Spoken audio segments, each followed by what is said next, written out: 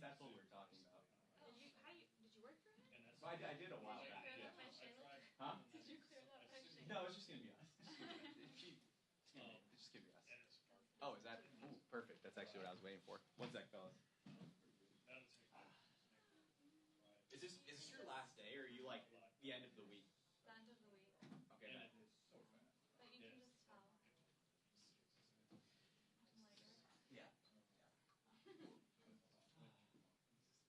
It's more than I just want 300. That's all I've ever wanted. It's just come close.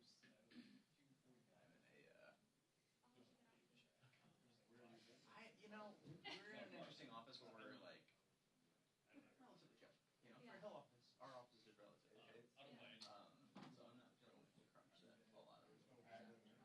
And I look at the job market out there. Yeah, I'm like, it says describe. I know. my wife is a federal employee, so especially like job security. Yeah. I know.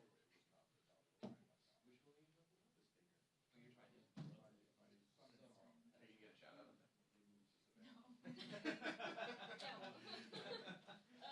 No. Hello. It would be shocking if We're surviving.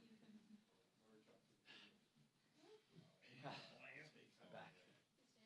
Yeah, it's got a Hello, little. fellas. Hello. Where's your cigarette? I don't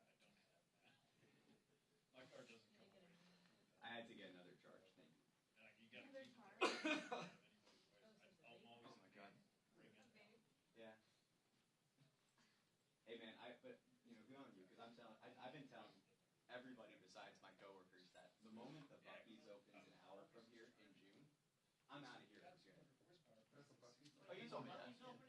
In Virginia, yeah, like south. Oh, and it looks like they're starting to trickle in. In south, like I don't know exactly where, like in between DC and Richmond, they're opening up their first Buc-ee's, and I'm gonna become the assistant manager. Well, I'm gonna work my way up there. I'll probably start like with the car wash. That's the only thing with this car is I got to. Yeah, it was a sticker.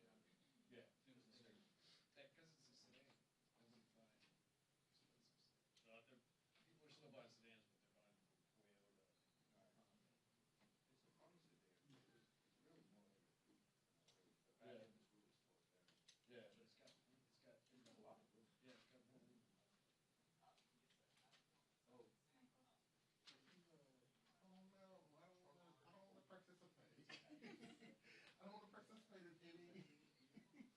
Well, it's got. It's a no. Yeah, that's fine. I don't. Yeah, I was. What gear I use. I wouldn't do it. Yeah, it's something I need. But it'll be in the general area. The most expensive thing in there is the tire, and I don't need it. I'm like over the moon. I'm excited. I'm obviously nervous. I take my little camera, the live view. I have tripods. Since I was 21. I have like support prior, so I just did Yeah. live. I just need enough. I can press that. I love that you know I All right. Hope you do. I've already promised. Okay, I mean, I'm selfish. Like excited for you, but selfish. I mean, we'll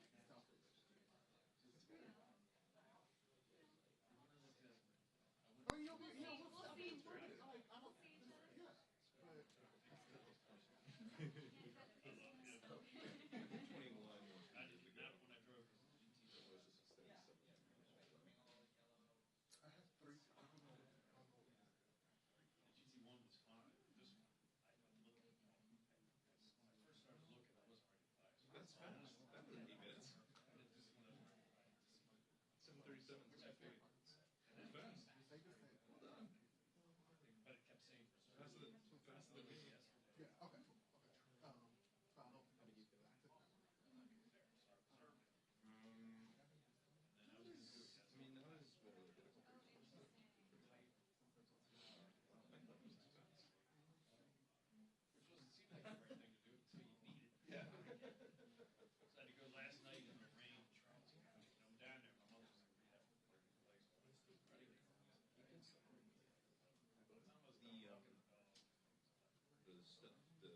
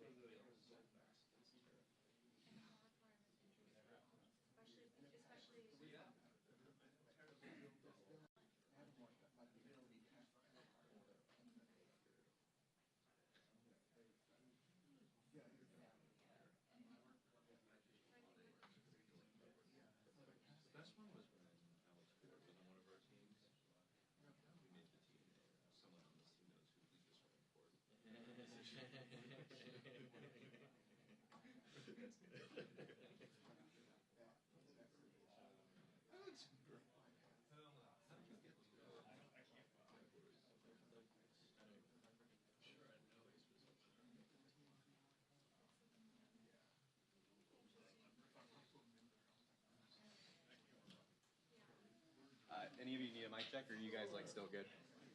You need one more? Fuck.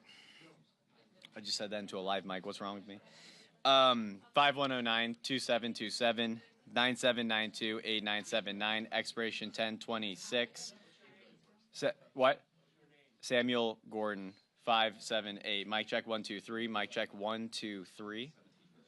The audio's good. Address, that'll be the next one.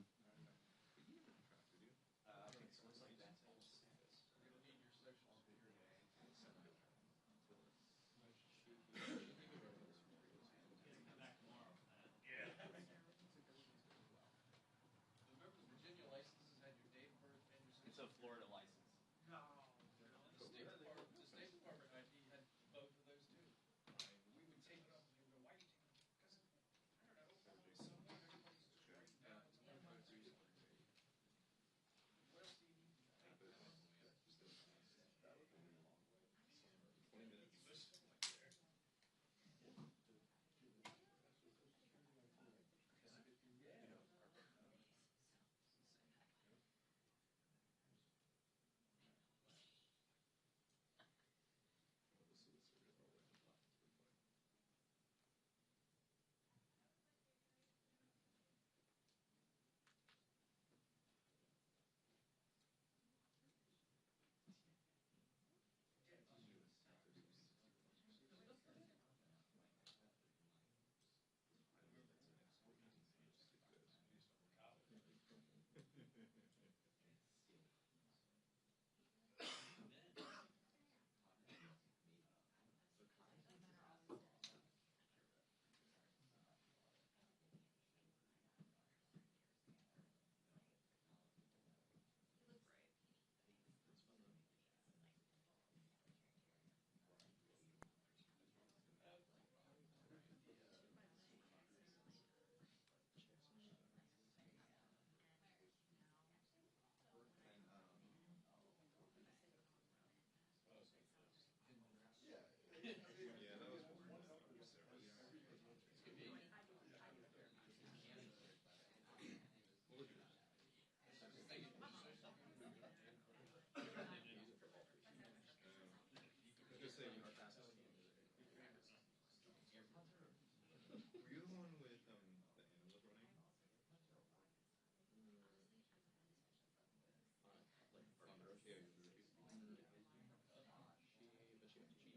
Yeah, you were. Ian, you look pretty good. That's a clerk. Sovereign immunity. That's not bad. I feel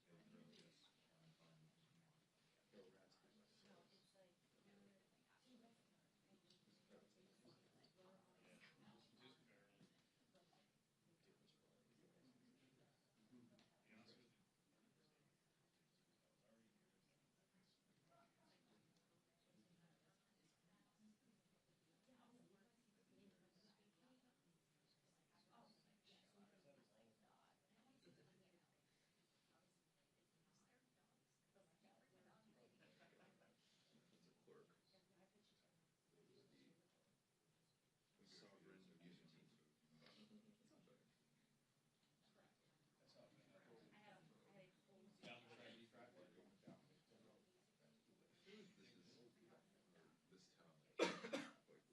dirtiest, weirdest.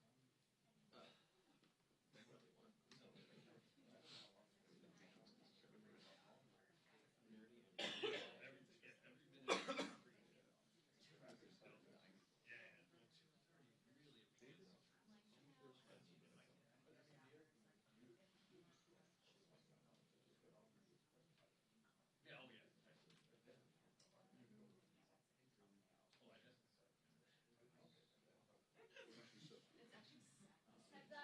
Heads up. Heads up.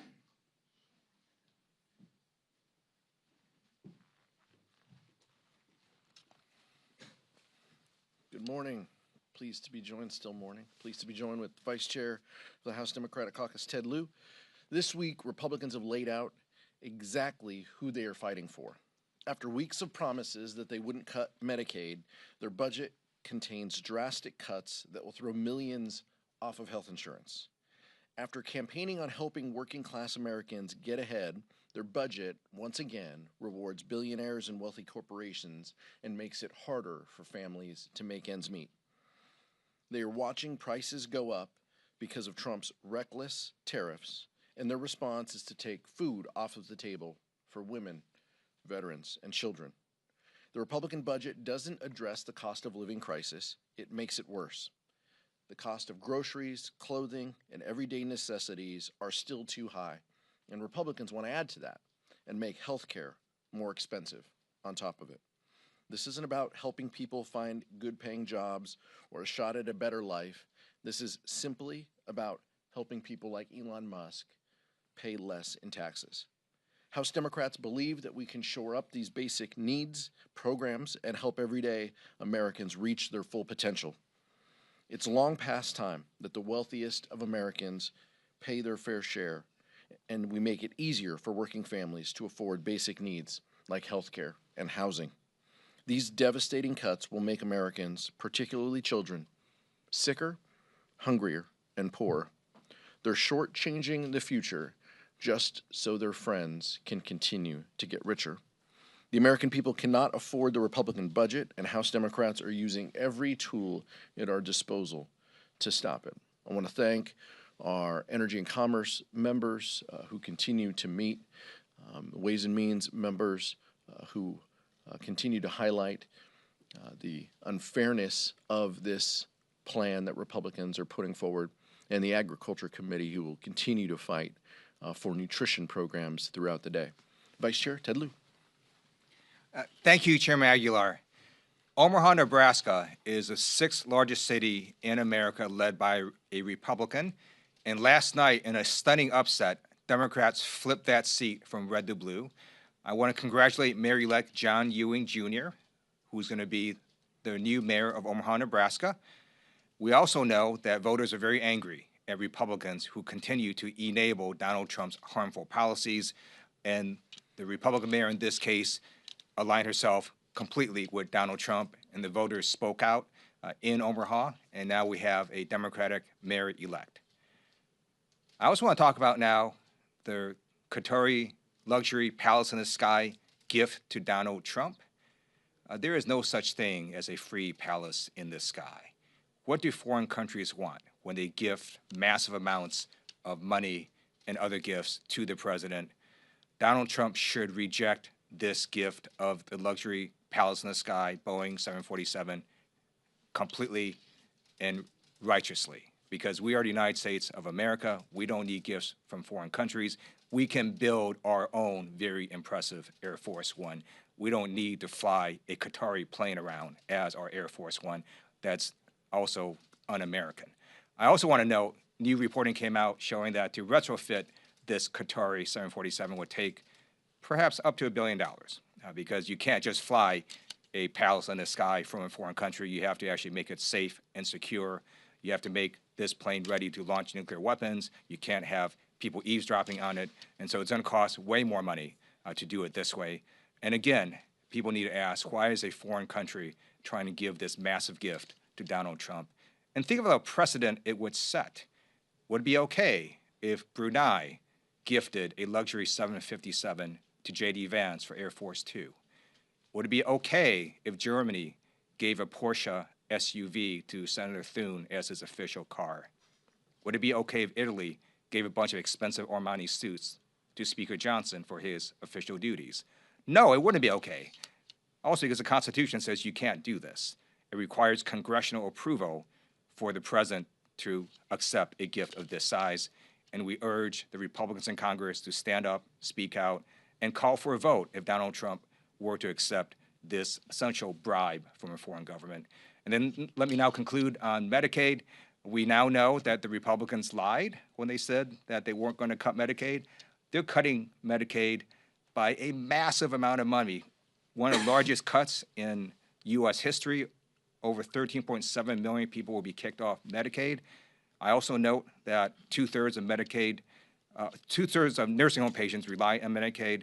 This is also going to close down rural hospitals. It's going to make it so that healthcare for all of us becomes more expensive, because if you don't have healthcare under Medicaid, you're still going to get treated. You just walk in the emergency room, and it costs even more money for all of us. So we urge the Republicans to reject this massive Medicaid cut. And I just want to say, we told you so. We told you that Republicans were going to cut Medicaid, and now we know that they are doing it. So they lied. We told the truth again. Questions? Nick? I understand leadership is going to vote to table Congressman Danedar's impeachment resolution today. Does leadership also plan to do so with Congressman Al Green's impeachment resolution? Well, resolutions, in order to be to force a vote, resolutions of privilege have to be ready, and the individual, the maker of the motion, has to go to the floor and ask for that. We will deal with what is being offered this week. I have said before from this podium that this is not the right approach we should be taking. We'll join members of the leadership team in voting to table that motion. Right now, our focus is on health care being stripped away from the American people. That is the most urgent and dire thing that we could be talking about this week. Everything else is a distraction. Andrew? Oh yeah, that was gonna be my question. That's it? That's all you got? Michael, then. I actually have a question for Mr. Liu this week. Ooh, these are my favorite questions. The House Energy and Commerce Republicans put a provision in their bill, it's a 10-year moratorium on artificial intelligence. Most artificial intelligence models at the state and local level over the next 10 years. They passed the communications title, so it looks like it's going to be in the final bill. Given your role on the Artificial Intelligence Task Force last Congress and the interest that you have in this industry, what's your reaction to that particular provision? Do you think that it's helpful to prevent states and localities from regulating this industry? And what does it say that Congress hasn't really taken any meaningful steps to regulate artificial intelligence over these last few years? So thank you for your question. First of all, this has nothing to do with the budget, so I don't see how this survives the Senate, where I think the parliamentarian will rule it out of order. Just on the policy itself, I don't mind if we have federal preemption. We do have federal preemption in a number of areas in the law, but we can't preempt with nothing, right? There's no federal law or idea that we're preempting the states on. And so it doesn't make much sense to me to basically preempt with nothing. I think if we're going to preempt, we should say we want to do X, Y, or Z at the federal level, and that's why you states cannot regulate in this area. I also know that 10 years is an awfully long time. If what Congress wants to say is, look, give us a year to figure this out, that might make more sense. But there's no reason to have a 10-year preemption with nothing in its place. Oh, yeah. I just wanted to follow up on the Congressman Tanadar impeachment articles. This morning, he admitted that some members of his party strongly disagree with him, and he kind of said, I'm moving forward anyway because I think that it's always the right time to do the right thing, regardless of what members of my party think. So what would you say to the fact that he's pretty much admitting, I know my party doesn't want me to do this, and I'm doing it anyway? I'll keep the conversations I have with members, between members. Many of us have made our positions known. Like I said, this is such an impactful moment when our colleagues are locking themselves in a room for 24 hours to protect and defend health care for their constituents. We should be talking about uplifting that hard work. We shouldn't be talking about this proposal that is not ripe, and not timely. That's what is most important. Impeachment is a tool. Look, like I said before, this president is no stranger to impeachments. He's been impeached twice. Impeachment is a tool that can be used, but it takes weeks and months to do. Right now, the issue of the day is, will 4 Republicans stand up and support health care in this country for their constituents. That is a fundamental issue. Everything else is just a distraction. And we're seeing that play out in real time in the Energy and Commerce Committee, and we will see that again as this bill goes to the Rules Committee and comes to the House floor. That's what House Democrats are focused on fighting for. I understand, we've said before, it is a broad mosaic of opinions within the House Democratic Caucus that the Vice Chair and I get an opportunity to lead, but this is one that is a pretty easy call. Go ahead. Mike Johnson said this morning that he supports a ban on stock trading by members. Jeffries has said the same.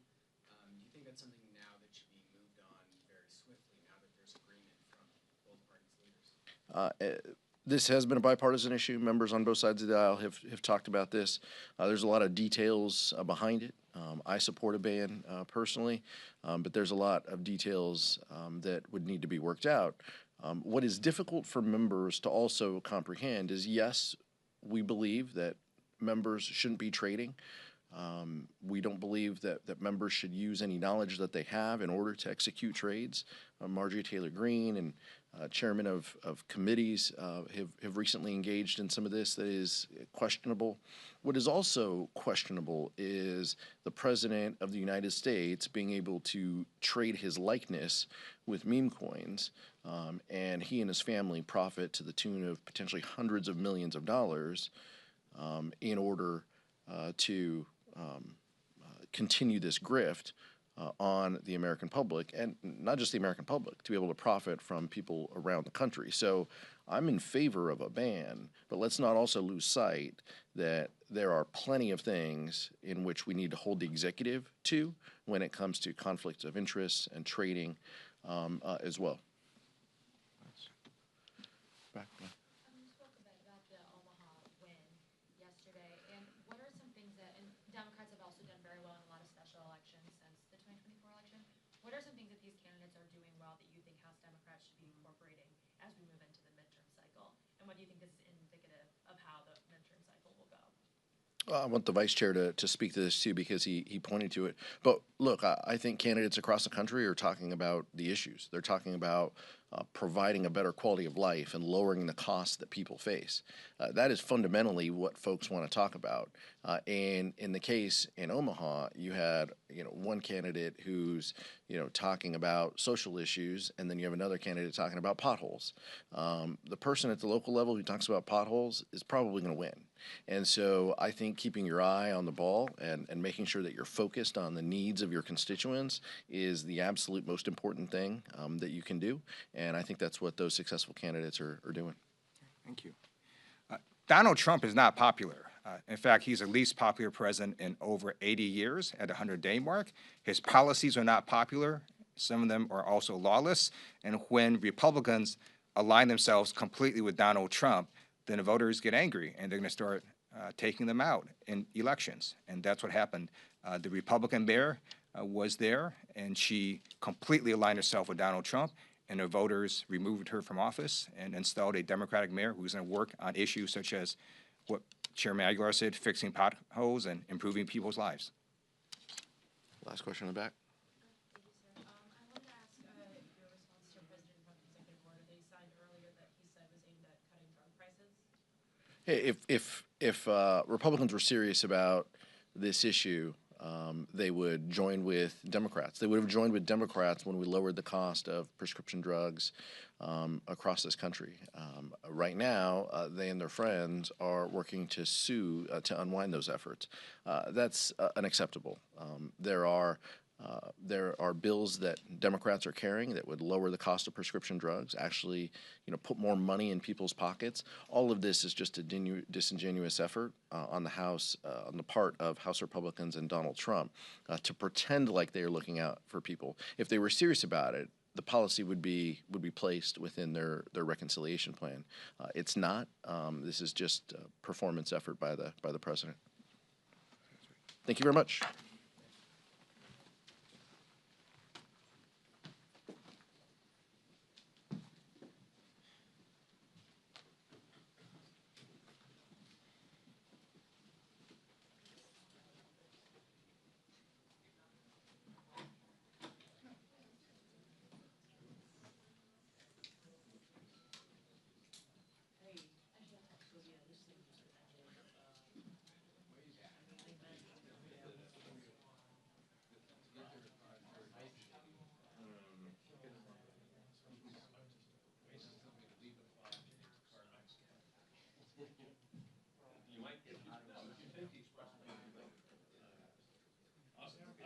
case you have